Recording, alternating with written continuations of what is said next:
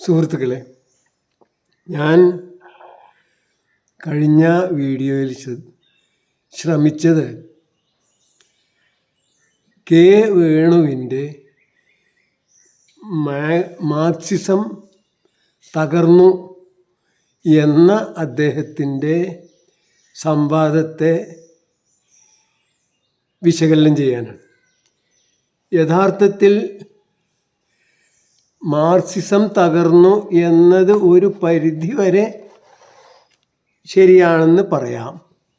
കാരണം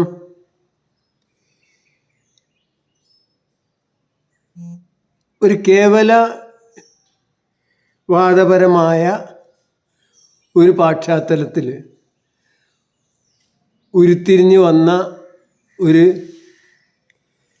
പ്രസ്ഥാനമാണ്, ഒരു തത്വസംഹിതയാണ്, ഒരു ഉപകരണമാണ് മാർക്സിസം എന്നത്. പക്ഷേ 20-ാം നൂറ്റാണ്ടോടുകൂടി നമ്മുടെ ഉപകരണങ്ങളിലും വിപ്ലവകരമായ മാറ്റങ്ങൾ ഉണ്ടാകുകയും അതിലേറ്റവും പ്രധാനപ്പെട്ട ഒരു ഉപകരണമായ സാമാന്യ ആപേക്ഷികത സിദ്ധാന്തത്തോടുകൂടി ഇതിനു മുമ്പുണ്ടായിരുന്ന എല്ലാ പ്രസ്ഥാനങ്ങളും എല്ലാ ആശയങ്ങളും അടക്കം ഒരു പ്രത്യേക വിഭാഗത്തിൽ, അതായത് ഉപകരണങ്ങൾ എന്ന വിഭാഗത്തിൽ വരികയും ഈ ഉപകരണങ്ങളെല്ലാം തന്നെ നിലവിലുള്ള സമൂഹത്തിൻ്റെ അക്കാലത്തെ ശാസ്ത്ര സാങ്കേതിക അടിത്തറയിൽ ഉരുത്തിരിഞ്ഞതാണെന്നും അതിന് സമൂഹത്തെ പോലെ സജീവമായ ഒരു ഘടകമുണ്ടെന്നും, സജീവത എന്ന് പറഞ്ഞാൽ മാറ്റം എന്നത് അതിൻ്റെ നിലനിൽപ്പിൻ്റെ ആധാരമാണെന്നും, അതുകൊണ്ട് തന്നെ 20-ാം നൂറ്റാണ്ടിന് ശേഷം മാർക്സിൻ്റെ തത്വങ്ങൾ കേവല യുക്തിപരമായ രീതിയിൽ അത് തകർന്നു എന്ന കെ വേണുവിൻ്റെ തത്വശാസ്ത്രം അംഗീകരിച്ച് തന്നെ, പക്ഷേ ഈ എല്ലാ മതങ്ങളും തത്വസംഹിതകളും കമ്മ്യൂണിസം അടക്കം എല്ലാം കാലഘട്ടത്തിൻ്റെ ഒരു സൃഷ്ടിയാണെന്നും, അതുകൊണ്ട് തന്നെ അത് മറ്റുള്ള എല്ലാം ശാസ്ത്രത്തിലെ മനുഷ്യൻ്റെ ഉപകരണങ്ങളായ മറ്റുള്ള എല്ലാ ഉപകരണങ്ങളും, ഇപ്പം മതത്തിലെ ദൈവം, അതേപോലെ തന്നെ ഗണിതത്തിലെ പൂജ്യം, ഇങ്ങനെയുള്ള എല്ലാ ആശയങ്ങളെയും പോലെ തന്നെ പൂർണ്ണമായും ആ കാലഘട്ടത്തിനനുസൃതമായി ആ കാലഘട്ടത്തിലെ മനുഷ്യൻ്റെ മസ്തിഷ്കത്തിൻ്റെ വികാസത്തിനനുസരിച്ച് ഉണ്ടായതാണെന്നും, അതുകൊണ്ട് തന്നെ അത് ഒരിക്കലും തകർന്നു പോകില്ല എന്നും, അതിൽ നിന്നുള്ള വികസിച്ച ഒരു വികസിത രൂപമാണ് ഈ കാലത്ത് അതിന് നിലനിൽക്കാൻ കഴിയുകയുള്ളൂ എന്നും സമർത്ഥിക്കാനാണ് ഞാൻ ഈ വീഡിയോ ഉദ്ദേശിക്കുന്നത്. അതായത് സാമാന്യ ആപേക്ഷികത അനുസരിച്ച് കേവലമായ ശരിയും തെറ്റും ഇല്ലെന്നും, ആ പ്രത്യേക സ്ഥലത്ത് പ്രത്യേക കാലത്ത് പ്രത്യേക സമൂഹത്തിൽ ഉരുത്തിരിയുന്ന എല്ലാ നിയമങ്ങളും ആ കാലത്ത് നിലനിൽക്കാൻ വേണ്ടി ആ സമൂഹത്തിൽ നിന്ന് സമൂഹത്തിൻ്റെ മാത്രം ഉരുത്തിരിഞ്ഞ ഒരു ഉപകരണമാണെന്നും ആണ് സാമാന്യ ആപേക്ഷികത സിദ്ധാന്തം കൊണ്ട് ഉദ്ദേശിക്കുന്നത്. അതുകൊണ്ട് തന്നെ ഒരു മതവും അതുരുത്തിരിഞ്ഞ കാലഘട്ടത്തിൽ ആ സമൂഹത്തിന് ഒരിക്കലും അശാസ്ത്രീയമല്ല, ശാസ്ത്രീയമാണ്. പിന്നീട് അവർ മറ്റുള്ളവരെ കീഴടക്കാനും അവരെ കീഴടക്കാനും അവരെ കവർ ചെയ്യാനും മറ്റൊക്കെ ഉപയോഗിക്കുമ്പോൾ മാത്രമേ അത് അശാസ്ത്രീയമാകുന്നുള്ളൂ. കാലഘട്ടം മാറുന്നതോടുകൂടി മാറാതിരിക്കുമ്പോഴും അത് ഇല്ലാതാവുന്നു, അല്ലെങ്കിൽ അത് മരിച്ചു പോകുന്നു എന്നേ ഉള്ളൂ. അപ്പോൾ അതേപോലെ മരിച്ചു പോകുന്നതല്ല സാമാന്യ ആപേക്ഷികത ബോധമുള്ള ഒരാളെ സംബന്ധിച്ചിടത്തോളം മാർക്സിസവും സോഷ്യലിസവും ജനാധിപത്യവും അല്ലെങ്കിൽ സെമിറ്റിക് മതങ്ങളിലുള്ള ആ മതപരമായ കുറേ വിശ്വാസങ്ങളും ഒന്നും അശാസ്ത്രീയമല്ല എന്നാണ് നമ്മൾ പറയുന്നത്. അതൊക്കെ ആ കാലഘട്ടത്തിൽ ആ സമൂഹത്തിന് നിലനിൽക്കാൻ, സർവൈവൽ ആണല്ലോ ഏറ്റവും പ്രധാനം, ആ സമൂഹത്തിന് നിലനിൽക്കാൻ ആവശ്യമായ ഒരു വ്യവസ്ഥിതിയായിട്ടാണ് നമ്മളതിനെ കണക്കാക്കാവുള്ളൂ. അത് മറ്റൊരു സമൂഹത്തിൽ മറ്റൊരു വ്യവസ്ഥിതിയിൽ അതിൻ്റെ ആവശ്യമുണ്ടോ എന്നുള്ളതിന് സംശയമാണ്. ഉദാഹരണമായിട്ട് ഈ സെമിറ്റിക് മതങ്ങൾക്കൊക്കെ തന്നെ അവിടെ പണ്ട് മുതലേ ഉണ്ടായിരുന്ന വിഭവ ദാരിദ്ര്യം കൊണ്ട് തന്നെ അവരല്ലാത്ത മറ്റുള്ളതൊക്കെ നശിപ്പിക്കണം, അതൊന്നും ശരിയല്ല, അതിനൊക്കെ ഒഴിവാക്കണം, അതിൽക്കൊന്നും സ്വർഗമില്ല, അതായത് നമ്മൾ മാത്രം ശരി എന്ന ഒരു നിലപാടാണ് ഇന്നുണ്ടായിരുന്നത്. അത് അവരെ സംബന്ധിച്ചിടത്തോളം നിലനിൽപ്പിന് അത്യന്താപേക്ഷിതമാണ്. കാരണം അവിടെയുള്ള എല്ലാവർക്കും ആവശ്യമായ ഊർജം അല്ലെങ്കിൽ സൂര്യപ്രകാശം, അത് സ്വീകരിക്കാൻ കഴിയുന്ന പച്ചിലകൾ, അതേപോലെ തന്നെ ഈ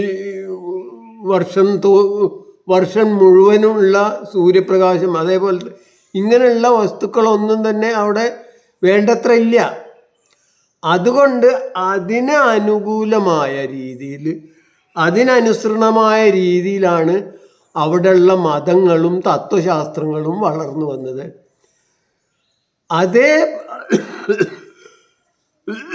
അതുകൊണ്ട് ഈ രീതികൾ അല്ലെങ്കിൽ ഈ ഉപകരണങ്ങൾ ഒക്കെ കാലഹരണപ്പെട്ടു എന്നത് ശരിയാണെങ്കിൽ തന്നെ അത് അശാസ്ത്രീയമല്ല. കാലഹരണപ്പെട്ടു എന്നത് ശരിയാണെങ്കിലും അത് അശാസ്ത്രീയമല്ല എന്നാണ് എനിക്ക് സൂചിപ്പിക്കാനുള്ളത്. അപ്പോൾ മാർക്സിസത്തെ കുറിച്ചിട്ടും അത് തന്നെയാണ് എനിക്ക് പറയാനുള്ളത്.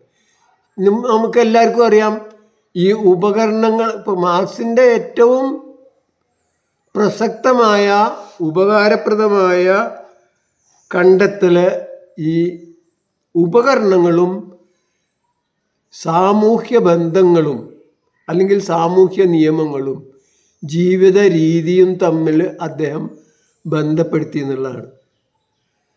അത് നമുക്ക് എത്ര കാലം കഴിഞ്ഞാലും അത് കാലഹരണപ്പെടില്ല എന്നർത്ഥം. ആ കാലത്ത്, മാർക്സിൻ്റെ കാലത്ത്, മനുഷ്യൻ ഉരുത്തിരിച്ചെടുത്ത ഉപകരണങ്ങൾക്ക് ഒരു പരിമിതി ഉണ്ടായിരുന്നു. അതുകൊണ്ട് തന്നെ ആ കാലത്തെ അതിൻ്റെ നിഗമനങ്ങളിൽ അത് പൂർണ്ണമായ ഒരു വികസിത രൂപമാണ് എന്ന് പറയാൻ കഴിയില്ല എന്നേ ഉള്ളൂ. നേരെ മറിച്ച് 20-ാം നൂറ്റാണ്ടോടുകൂടി നമുക്ക് എല്ലാവർക്കും അറിയാവുന്നതാണ് സാമാന്യ ആപേക്ഷികത സിദ്ധാന്തം, ക്വാണ്ടം സിദ്ധാന്തം, ഇലക്ട്രിസിറ്റി, പിന്നെ ഇലക്ട്രോൺസ്, ആറ്റംസ്, ഇങ്ങനെ അനേകം ഇതൊക്കെ ഉപകരണങ്ങളാണെന്ന് ഓർക്കണം. മനുഷ്യനിർമ്മിതമായ ഉപകരണങ്ങളാണ്. അതിനു മുമ്പത്തെ ദൈവം, പിശാച്ച്, ആനമറുത, പൂജ്യം, അക്കങ്ങൾ എന്ന് പറഞ്ഞതുപോലെ തന്നെയുള്ള ഉപകരണങ്ങളാണ് ഈ പറയുന്നതൊക്കെ. അതിന് പലതിനും പ്രാക്ടിക്കലായിട്ടുള്ള, അത് ഉരുത്തിരിയുമ്പോൾ പ്രാക്ടിക്കലായിട്ട് അതിന് പല ഫങ്ഷനുകളുണ്ട്.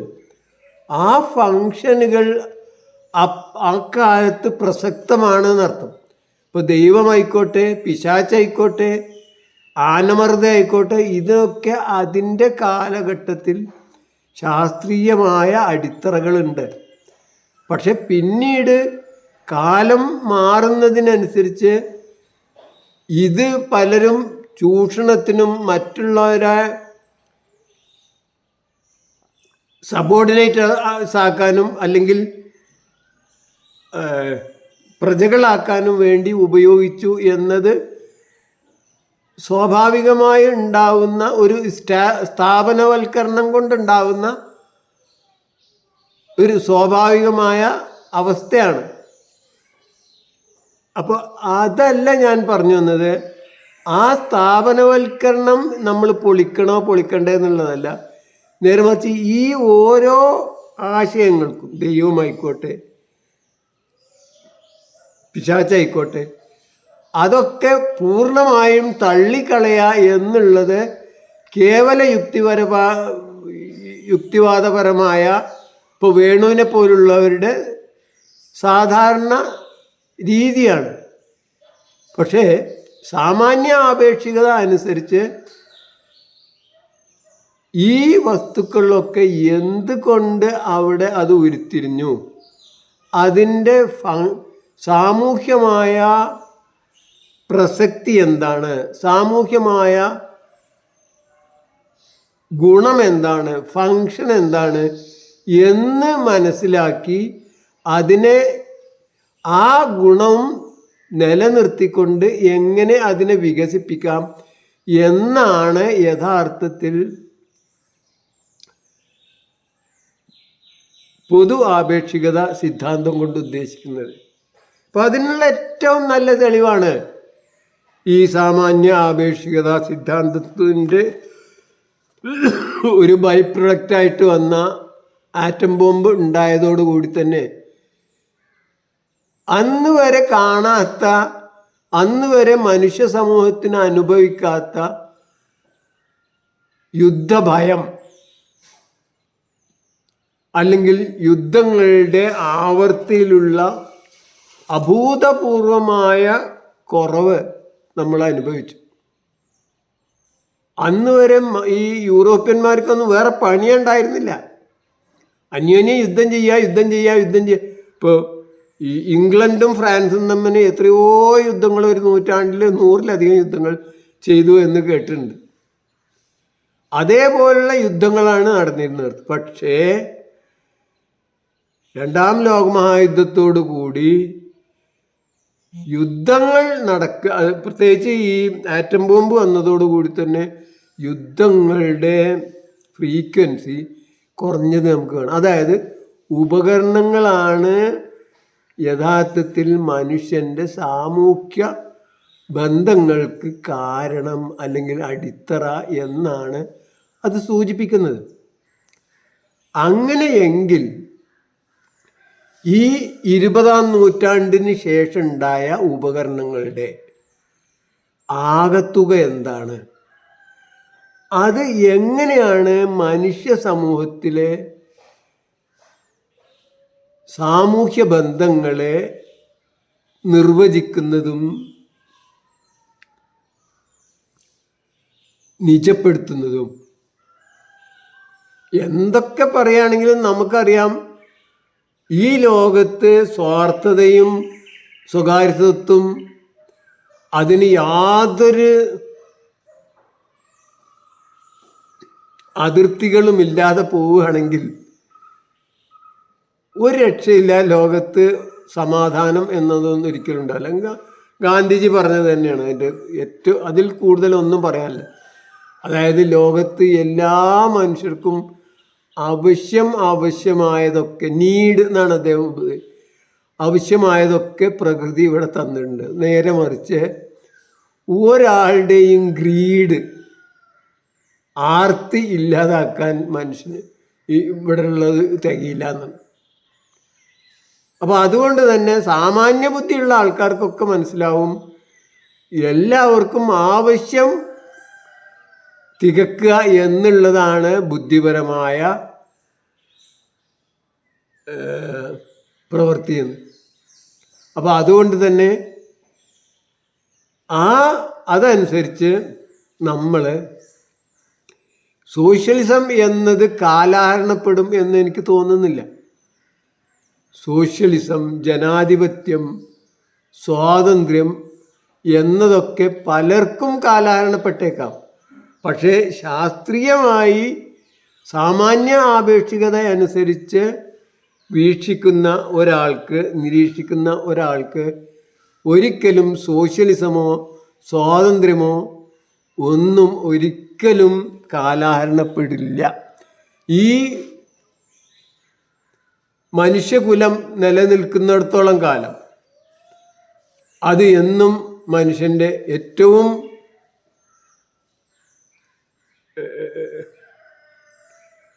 ഉദാത്തമായ ഒരു സ്വപ്നമായെങ്കിലും നിലനിൽക്കും എന്നാണ് എൻ്റെ അഭിപ്രായം. അപ്പോൾ അതിൽ നിന്ന് ഇപ്പോൾ ഈ വേണുവിനെ പോലുള്ള സഖാവെന്ന് പറയാൻ പറ്റില്ല, പറയാൻ എനിക്കറിയില്ല, അദ്ദേഹത്തെ സംബന്ധിച്ചിടത്തോളമൊക്കെ ഉണ്ടായ അവസ്ഥ എന്താ വെച്ചാൽ അദ്ദേഹം ഈ സോഷ്യലിസം എന്നത് നടപ്പിലാക്കാനുള്ള ഒരു മാർഗമായിട്ടാണ് യൂറോപ്പിൻ്റെ തനത് സ്വഭാവത്തിൽ അധിഷ്ഠിതമായ അക്രമം എന്നത് ഒരു പ്രധാനപ്പെട്ട വിപ്ലവത്തിൻ്റെ പരിചയമായത്. വിപ്ലവം നടക്കണമെങ്കിൽ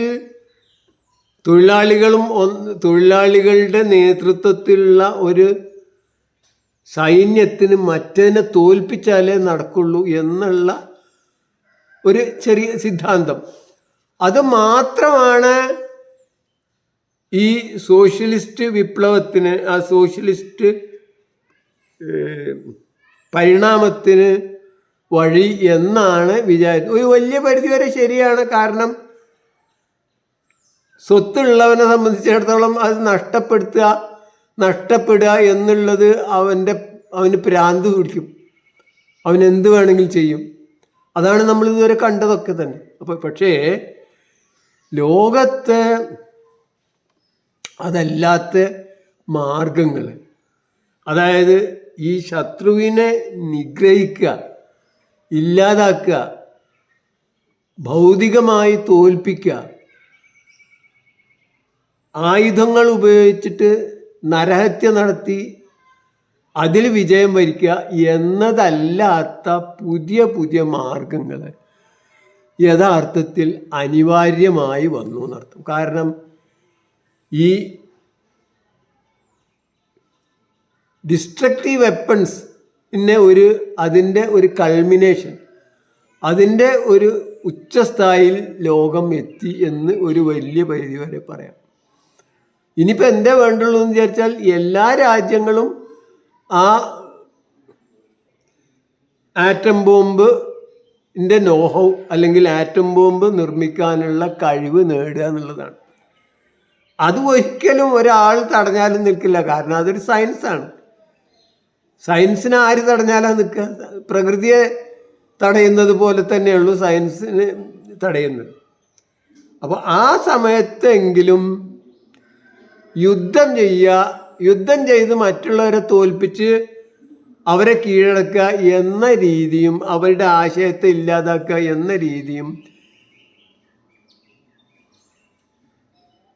കാലഹരണപ്പെടുന്ന ഒരവസ്ഥയിലേക്കാണ് യഥാർത്ഥത്തിൽ ലോകത്തിൻ്റെ പോക്ക് എന്നർത്ഥം. അപ്പോൾ അതുകൊണ്ട് തന്നെ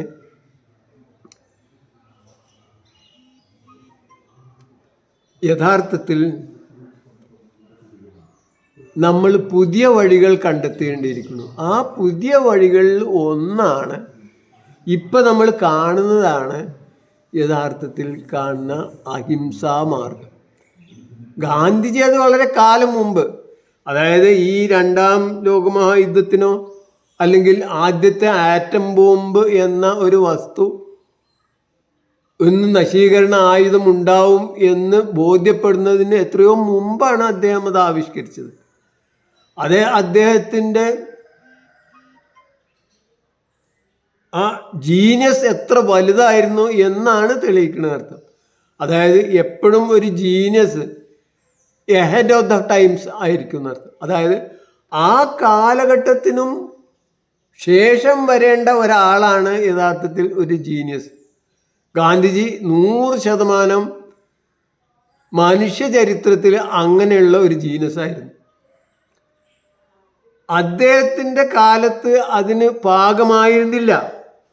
ഒരു അഹിംസാ സിദ്ധാന്തം കൊണ്ട് വ്യക്തിപരമായതും സാമൂഹ്യപരമായതും രാഷ്ട്രീയപരമായതും രാജ്യങ്ങൾ തമ്മിലുള്ളതുമായിട്ടുള്ള അഭിപ്രായ വ്യത്യാസങ്ങളെ ഇല്ലാതാക്കുക, അതിനെ റിസോൾവ് ചെയ്യുക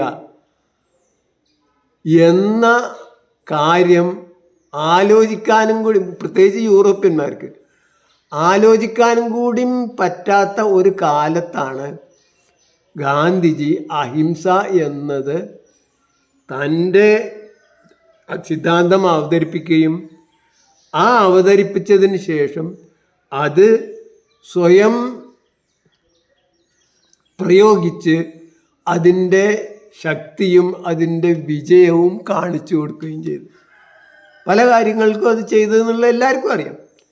പക്ഷേ അന്ന് ലോകം ഈ ഒരു കാര്യത്തിന് അല്ലെങ്കിൽ ഒരു അഹിംസാ സിദ്ധാന്തത്തിൻ്റെ അംഗീകാരം ലോകത്തിനാകെ കിട്ടാനായിട്ട് മനുഷ്യ സമൂഹം വളർന്നിരുന്നില്ല, വികസിച്ചിരുന്നില്ല എന്നതാണ് ശരി. അത് എപ്പോൾ വികസിക്കും അല്ലെങ്കിൽ എല്ലാവരും അംഗീകരിക്കും? എല്ലാ രാജ്യങ്ങളും, ഇപ്പോൾ 10 രാജ്യങ്ങളുള്ളൂ, എല്ലാ രാജ്യങ്ങൾക്കും ഈ അണുശക്തി എന്നത് അല്ലെങ്കിൽ ആറ്റം ബോംബ് എന്നതിൻ്റെ ഫോർമുല സ്വയം ഉണ്ടാക്കുകയും അങ്ങനെ ഒരു സാധനം സ്വയം നിർമ്മിക്കാനുള്ള കഴിവ് ഉണ്ടാവുകയും ചെയ്യുന്നതോടുകൂടിയാണ് ഈ അഹിംസാ സിദ്ധാന്തത്തിൻ്റെ പ്രസക്തി ഉണ്ടാവും. അതിൻ്റെ മുമ്പ് തുടങ്ങാം. പക്ഷെ എന്തായാലും ഗാന്ധിജി ഈ അഹിംസാ സിദ്ധാന്തം അവതരിപ്പിച്ച കാലത്ത് അത് അപ്രസക്തമായിരുന്നു, അകാലികമായിരുന്നു. അതുകൊണ്ടാണ് ഗാന്ധിജിയെ അന്ന് നമ്മൾ പൂർണ്ണമായിട്ടും ഒതുക്കി വെച്ചത് എന്നർത്ഥം. പക്ഷേ നോക്കിക്കോളൂ, ഇപ്പം 10 എന്തായാലും ഇപ്പോൾ നമ്മളെ നാട്ടിലൊക്കെ ഉള്ള ഒരു പ്രശ്നം എന്താ വെച്ചാൽ വിദ്യാഭ്യാസം ഇപ്പോഴും ആ പ്രജകൾക്ക് വേണ്ടിയുള്ള നമ്മളെ ഫ്യൂഡലിസ്റ്റ് കാലഘട്ടത്തിലും മുതലാളിത്ത കാലഘട്ടത്തിലും ഉണ്ടായ ഒരു വിദ്യാഭ്യാസ രീതിയുടെ തുടർച്ചയാണ്. അതായത് പ്രജാവിദ്യാഭ്യാസത്തിൻ്റെ തുടർച്ചയായിട്ടാണ് ഇന്നും വിദ്യാഭ്യാസം ഉള്ളത്. നേരെ മറിച്ച് പൗരവിദ്യാഭ്യാസം, പൗരന്, അതായത് ജനാധിപത്യം എന്നത് എങ്ങനെ പരമാവധി താഴേക്കിടയിലേക്ക്, വർക്ക് പ്ലേസിലേക്ക് ഏതൊരാളും ജോലി ചെയ്യുന്ന ആ പരിസരത്തിൽ ജനാധിപത്യ സ്വതന്ത്ര സമൂഹമായിട്ടുള്ള ഒരവസ്ഥ നമുക്കിപ്പോൾ ചിന്തിക്കാനും കൂടി കഴിയില്ല. പക്ഷെ അങ്ങനെ മെല്ലെ മെല്ലെ അങ്ങോട്ട് വരും. ഇപ്പം തന്നെ കുറേ തിയററ്റിക്കലായിട്ടും അല്ലെങ്കിൽ ഭരണപരമായിട്ടും മാത്രമേ വന്നിട്ടുള്ളൂ. നമ്മളെ കുടുംബത്തിലായിക്കോട്ടെ, തൊട്ടടുത്ത സമൂഹങ്ങളിലായിക്കോട്ടെ, ജനാധിപത്യ പ്രക്രിയയുടെ തുടക്കമേ ആയിട്ടുള്ളൂ. അത് ഏറ്റവും ശരിയായിട്ട് നടക്കേണ്ടത് ഓരോ മനുഷ്യനും അവൻ്റെ വർക്ക് പ്ലേസിലാണ്. പക്ഷെ നമുക്കൊക്കെ അറിയാലോ, നമ്മളൊക്കെ ജനാധിപത്യം എന്താ, ഒരു പ്രാവശ്യം 5 കൊല്ലത്തിൽ ഒരു പ്രാവശ്യം വോട്ടിടാനുള്ള അവകാശം, ഒരു വിവേചനാധികാരം. അതുകൊണ്ട് തന്നെ എത്ര വലിയ മാറ്റങ്ങളാണ് വരുന്നത് നിങ്ങളൊന്ന് ആലോചിക്കുക. അതുകൊണ്ട് തന്നെ നമുക്ക് ഒരു പൗരന് അല്ലെങ്കിൽ ഒരു ജനാധിപത്യ പരമാധികാര രാജ്യത്ത് എത്ര വലിയ മാറ്റം ഉണ്ടാവണം. അത് യഥാർത്ഥത്തിൽ ഓരോ പൗരൻ്റെയും ജനനം മുതൽ മരണം വരെ അത് ആസ്വദിക്കാൻ പറ്റുകയാണെങ്കിൽ നിങ്ങളൊന്ന് ആലോചിച്ച് നോക്കിയേ, എന്ത് സംതൃപ്തനായിരിക്കും മനുഷ്യൻ. അതൊന്നും ഇപ്പോഴും നമുക്ക് ആലോചിക്കാനായിട്ടില്ല എന്നുള്ളത് ശരിയാണ്. പക്ഷേ അങ്ങോട്ടും മനുഷ്യകുലം മെല്ലെ മെല്ലെ നടന്നടുക്കുക തന്നെയാണ്. അതിൻ്റെതായ അപാകതകളും തകരാറുകളും തിരിച്ചടികളും പിറകോട്ടടികളും ഒക്കെ ഉണ്ടാവുമെങ്കിലും ചരിത്രം എന്നത് മുന്നോട്ട് തന്നെ പോവും എന്നാണ് എനിക്ക് പറയാം. ഇപ്പോൾ വേണുവിനെ പോലുള്ളവർക്ക് ഇതൊക്കെ നിരാകരിക്കാൻ കഴിയുമെങ്കിൽ പോലും യഥാർത്ഥത്തിൽ സാമാന്യ ആപേക്ഷികത സിദ്ധാന്തം എന്നത് സമൂഹ പ്രക്രിയയിലെ വളരെ പ്രധാനപ്പെട്ട ആശയമാണ്, തത്വമാണ്. അതിനനുസരിച്ച് തന്നെയാവും ഈ ലോകത്തിൻ്റെ ഇനിയുള്ള മുന്നോട്ടുള്ള കുതിപ്പുകൾ എന്ന് വെച്ചിട്ട് ഇത് പൂർണ്ണമായിട്ടും ശരിയായിക്കൊള്ളുന്നില്ല. കാരണം ഇപ്പോൾ നമ്മളെ മനുഷ്യകുലത്തിന് മുഴുവൻ മാത്രമല്ല, ഈ ഭൂമിയിലെ അവസാനത്തെ ജീവനെയും പോലും തകർക്കാൻ പറ്റിയ രീതിയിൽ ആയുധങ്ങൾ നമ്മൾ സംഭരിച്ചിട്ടുണ്ട്. പക്ഷേ മനുഷ്യന് ബുദ്ധിയുള്ളിടത്തോളം കാലം ആ സർവനാശങ്ങളൊന്നും നമ്മൾ തന്നെ പ്രയോഗിക്കില്ല എന്ന് ആശിച്ചുകൊണ്ടാണ് ഇതിന് പറയുന്നത്. എന്തായാലും ഈ സാമാന്യ ആപേക്ഷികത എന്നത് സാമൂഹ്യ ബോധത്തിലും ആവശ്യമാണ്. അതനുസരിച്ച് കമ്മ്യൂണിസം അല്ലാതെ, അല്ലെങ്കിൽ സോഷ്യലിസം അല്ലാതെ, അല്ലെങ്കിൽ ജനാധിപത്യമല്ലാതെ ഈ ലോകത്ത് ഇനിയുള്ള കാലഘട്ടങ്ങളിൽ വികസിക്കാൻ സാധ്യത കുറവാണ്. ഈ സ്ഥാപനവൽക്കരിക്കപ്പെട്ട പല മതങ്ങളും അതിന് പിടിച്ചു നിൽക്കാൻ വേണ്ടി പലതും ചെയ്തു നോക്കും. അതൊക്കെ തന്നെ യഥാർത്ഥത്തിൽ ചെയ്യുന്നത്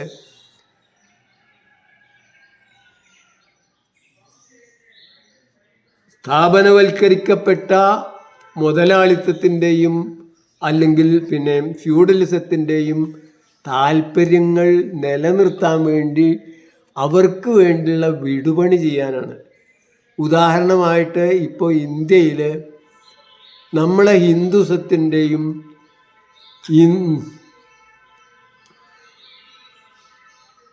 BJPയുടെയും മറ്റുള്ള കളികളൊക്കെ തന്നെ യഥാർത്ഥത്തിൽ എൻ്റെ അഭിപ്രായത്തിൽ കുറേ മുതലാളിമാരെ സംരക്ഷിക്കാനും അവർക്ക് പരമാവധി സമ്പത്ത് സ്വരൂപിക്കാനും ഉള്ള ഒരു മറയായിട്ടാണ്. അതല്ലാതെ ജനങ്ങളോടുള്ള താല്പര്യം കൊണ്ടാണ് എന്ന അഭിപ്രായം എനിക്കില്ല. എന്തായാലും ഞാൻ പറഞ്ഞു വന്നത്, സോഷ്യലിസം എന്നത്, ജനാധിപത്യം എന്നത്, കമ്മ്യൂണിസം എന്നത് സ്വപ്നങ്ങളാണ്. ഈ ജനാധിപത്യം എന്ന് പറയുന്നത് പോലും ഇന്ന് നടപ്പിലാക്കി. ജനാധിപത്യം എവിടെയാണ് വേണ്ടത്? ജനാധിപത്യം നമ്മളെ ജീവിതത്തിലാണ് വേണ്ടത്. നമ്മളുടെ 24 മണിക്കൂറും നമുക്കിഷ്ടമുള്ള കാര്യങ്ങൾ നമുക്കിഷ്ടമുള്ള രൂപത്തിൽ ഒരു പൊതു അഭിപ്രായ രൂപീകരണത്തിൻ്റെ ഭാഗമായിട്ട് പൊതുവായിട്ടുള്ള കാര്യങ്ങൾ ചെയ്യാനും ബാക്കിയുള്ളത് നമുക്ക് ആസ്വദിക്കാനുമാണ്. അങ്ങനത്തെ വല്ലതും ഇപ്പോൾ ഇന്ത്യ ലോകത്തിലെ ഏറ്റവും വലിയ ജനാധിപത്യ രാജ്യമാണെന്ന് പറയുമെങ്കിൽ അത് എന്തിനാണ്? 5 കൊല്ലത്തിലൊരിക്കൽ ഒരു നിമിഷം ഇതാണ് വോട്ട് ചെയ്യാനുള്ള ആ ഒരു നിമിഷം മാത്രമേ ഈ യഥാർത്ഥത്തിൽ സ്വാതന്ത്ര്യമുള്ളൂ. പിന്നീട് ആ സ്വാതന്ത്ര്യം നമ്മളിന്ന് പൂർണ്ണമായിട്ടും കവർന്നെടുക്കുകയാണ് ജനാധിപത്യത്തിൽ. അതൊക്കെ യൂറോപ്യൻ ജനാധിപത്യത്തിൻ്റെ കുനിഷ്ട ബുദ്ധിയും വികടബുദ്ധിയും ചതിപ്രയോഗവുമാണ് എന്നാണ് എനിക്ക് പറയാനുള്ളത്. എന്തായാലും ഈ ശരിയായ പാത, അതായത് സോഷ്യലിസത്തിൻ്റെ, കമ്മ്യൂണിസത്തിൻ്റെ, ജനാധിപത്യത്തിൻ്റെ പാത പരമാവധി ഇല്ലാതാക്കാൻ നമ്മളെ മനോരമാദികൾ അല്ലെങ്കിൽ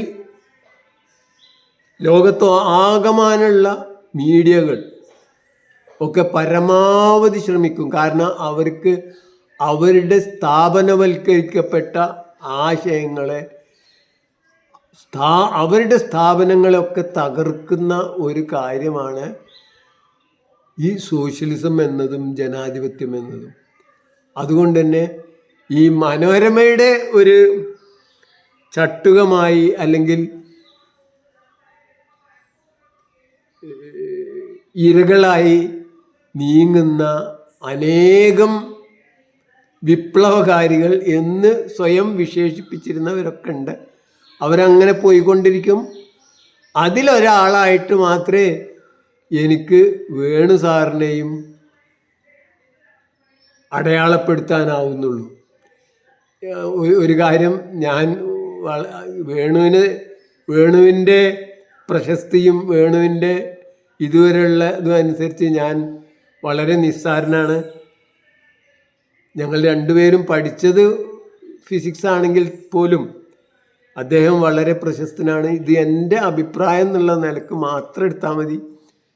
അത് തെറ്റാവാം, ശരിയാവാം. എന്തായാലും ഇത്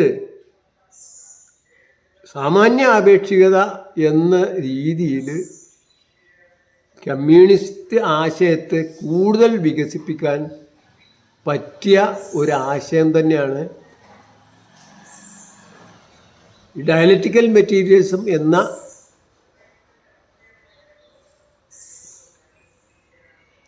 പത്തൊമ്പതാം നൂറ്റാണ്ടിലെ ആശയത്തിൽ നിന്ന് സാമാന്യ ആപേക്ഷികത എന്ന ആശയത്തിലേക്കുള്ള വികാസമാണ് യഥാർത്ഥത്തിൽ 20-ാം നൂറ്റാണ്ടിൻ്റെ സംഭാവനയായിട്ടുള്ളത്. അങ്ങനെയെങ്കിൽ ഈ നമ്മുടെ മുമ്പുണ്ടായിരുന്ന ഒരു തത്വശാസ്ത്രവും ദർശനവും മതവും ഒന്നും ഒരിക്കലും അശാസ്ത്രീയമോ അബദ്ധമോ പരിഹാസ്യമോ അല്ല എന്ന് നാം മനസ്സിലാക്കേണ്ടി വരും. പക്ഷെ അത് മനസ്സിലാക്കാൻ ഈ കേവല യുക്തിവാദികൾക്ക് കുറച്ച് പ്രയാസം തന്നെയാണ്. അതുകൊണ്ട് തന്നെ അവർ മറ്റതൊക്കെ തെറ്റാണെന്നുള്ള പറഞ്ഞത് തന്നെ കമ്മ്യൂണിസവും അല്ലെങ്കിൽ സാമൂഹ്യ വികാസവും അതിൻ്റെ ദർശനങ്ങളും അതിൻ്റെ മുദ്രാവാക്യങ്ങളും അതിൻ്റെ ലക്ഷ്യങ്ങളും പോലും അവർ തള്ളിക്കളയാൻ സാധ്യത ഏറെയാണ്. ഇതാണ് എനിക്ക് പറയാനുള്ളത്. അതായത് സാമാന്യ ആപേക്ഷികത സിദ്ധാന്തം അനുസരിച്ച് കമ്മ്യൂണിസം എന്ന ആശയം അല്ലെങ്കിൽ സോഷ്യലിസം എന്ന ആശയം അതല്ലെങ്കിൽ ജനാധിപത്യം എന്ന ആശയം ഒരിക്കലും അപ്രസക്തമോ തള്ളിക്കളയേണ്ടതോ അല്ലെങ്കിൽ മരിച്ചു പോകുന്നതോ അല്ല. അത് ജീവിക്കുന്ന മനുഷ്യ സമൂഹത്തിൻ്റെ സ്പന്ദനങ്ങളും സ്വപ്നങ്ങളും മോഹങ്ങളുമാണ്. അതിപ്പോൾ ഈ കുറേ നക്സലുകൾ അവരെ സംബന്ധിച്ചിടത്തോളം ബുദ്ധിജീവികളാണ്, മാത്രമല്ല ആത്മാഹൂതിക്ക് തയ്യാറാണ്. പക്ഷേ കഷ്ടപ്പെട്ട ജനങ്ങളുടെ കൂടെ പ്രവർത്തിക്കാനും അവരുടെ ദുരിതപൂർണമായ ജീവിതത്തിൽ ആ ദുരിതങ്ങൾ പങ്കുവച്ച് അവരെ കൂടെ നിൽക്കാനുള്ള ഇത് അവർക്കുണ്ടോ എനിക്കറിയില്ല. ഉണ്ടെങ്കിൽ നല്ലത്. എന്തായാലും അങ്ങനെ ആണെങ്കിൽ ഇങ്ങനെ മാർക്സിസം എന്നത് തളർന്നു എന്നോ അല്ലെങ്കിൽ ഇല്ലാതായി എന്നോ പറയുക അസാധ്യമാണ് എന്ന് പറഞ്ഞുകൊണ്ട് ഞാൻ നിർത്തട്ടെ. ജയ് ഹിന്ദ്, ജയ് ജഗത്, ജയ് ജീവൻ.